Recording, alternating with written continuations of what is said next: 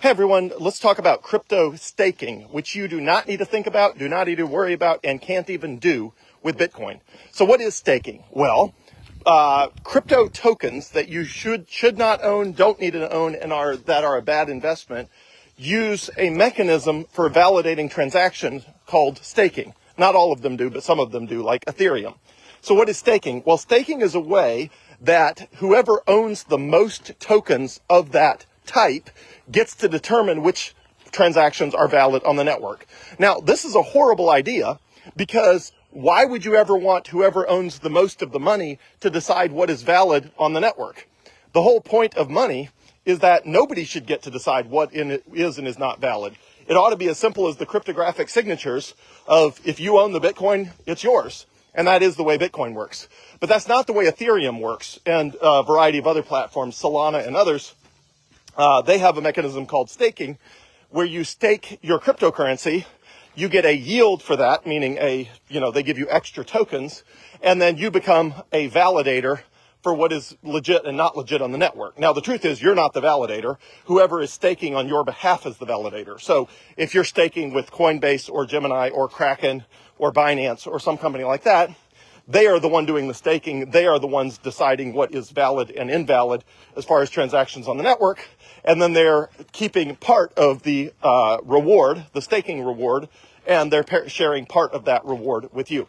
Now, the reason you do not need to worry about this at all is because nothing that you can stake is something you should own at all. So it's the question of somebody's like, hey, I've got some trash in my backyard. Should I spray perfume on the trash so it won't smell so bad? My answer is take out the trash. Like, why are we talking about the trash? Why are you trying to find ways of holding the trash, preserving the trash, getting more of the trash? You don't need to do any of those things. The ideal amount of Ethereum or Solana for you to own is 0. So the amount of it that should be staked is also 0 because you shouldn't own any, because it's not an investment grade asset. And you should not be storing your value in a network that even allows staking, because that means someone other than you is deciding and controlling that network. So they're deciding which transactions are valid, and they're deciding how changes are made to the network, which you do not ever want someone else other than you getting to decide that for your money. So the way Bitcoin works, it uses a proof of work, POW, a proof of work mechanism, which is the job that the Bitcoin miners do. Now, I've covered what Bitcoin mining is on other videos. You don't need to worry about it. There's no way for you to make money Bitcoin mining. You should not be Bitcoin mining. You don't need to worry about Bitcoin mining. It's basically the plumbing of part of how Bitcoin works. But just like the plumbing of the internet, you don't sit around worrying about whether the DHCP servers are assigning IP addresses properly on the internet. No, other companies' jobs are to do that. You can just use the internet, and the vast majority of the plumbing of the internet, you don't need to worry about, you don't need to think about, and it doesn't directly apply to you, it just works. So Bitcoin mining is the same way. But the important thing about Bitcoin mining is that it's fair. It's that nobody gets to control and censor transactions. Nobody gets to decide how much Bitcoin you own or how much Bitcoin there is.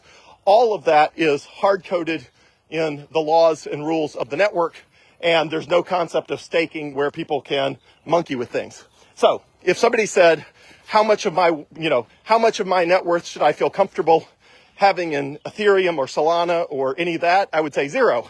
I would not feel comfortable storing any value in a network that even allowed staking, because that means they're using staking as their validation mechanism, and I would never want to store value in any network or any currency or any digital token or any cryptocurrency that allowed staking, because that means the way they are validating transactions, in my opinion, is insecure and not guaranteed to be fair to me, which is, again, the benefit of Bitcoin. Now, the reason staking comes up is because a lot of platforms, now you don't have to worry about this on platforms like River, because River is Bitcoin only. So you're never going to see the word staking on River because it's Bitcoin only, so they do not try to market you trash that you should not buy anyway. So you don't have to worry about it. But if you're on a platform that allows you to buy any random token, that you could possibly want, which a lot of the other platforms do, they will regularly show you what % of your crypto assets are staked. And they will show you your Bitcoin, and then they will tell you that 0% of your Bitcoin is staked. Well, no duh.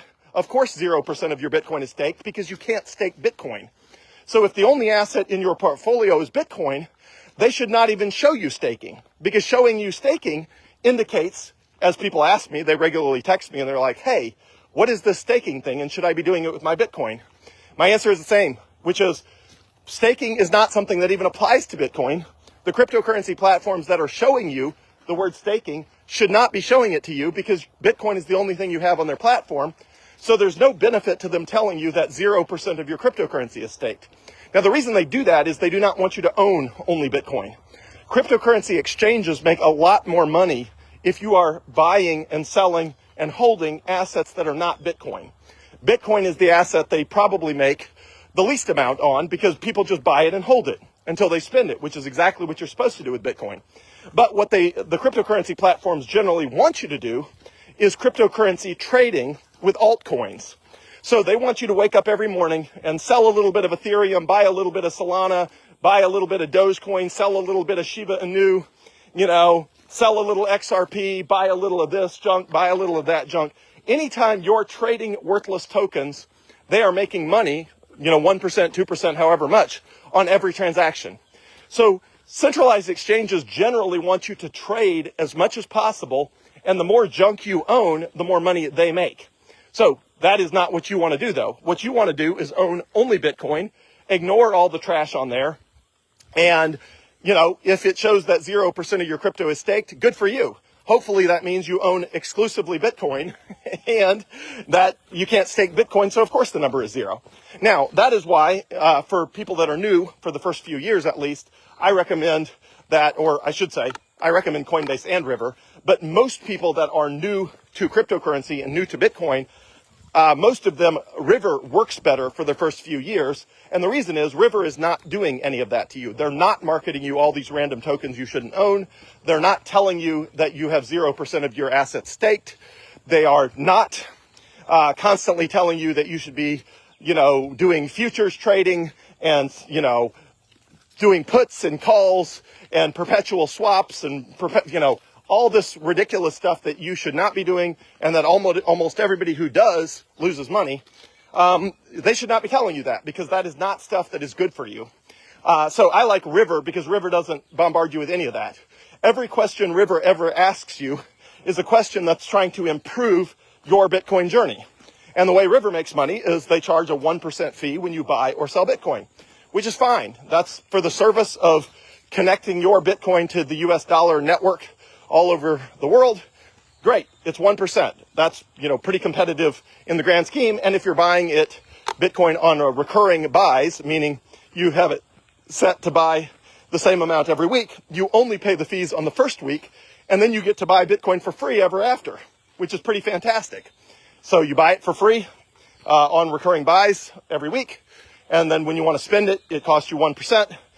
To convert it back to US dollars, which is something you should do infrequently, if ever, anyway, because in the future, everybody will just accept Bitcoin and you won't even have to convert it.